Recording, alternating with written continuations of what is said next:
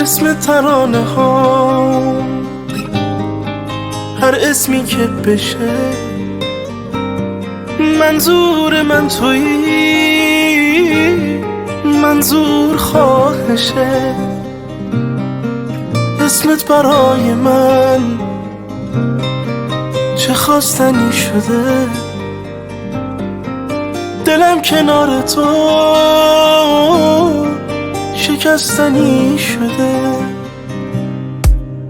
فرشته نبودی ولی واسه من بهتری، واسه اخلاقای بد و خاص من بهترین. هنوزم مثل تو توی زندگیم پا نذاشته، کسی مثل تو مهرشو تو دلم جا نذاشته.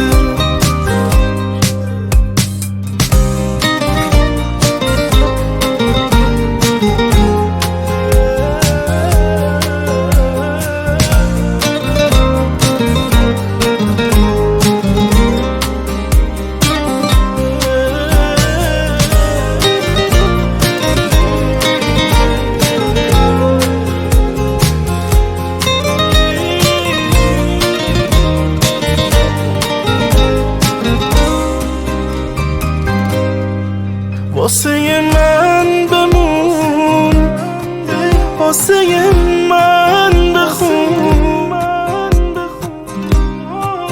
تو هنوزم برای من مثل گذشته ها دیوونگی کن. واسه من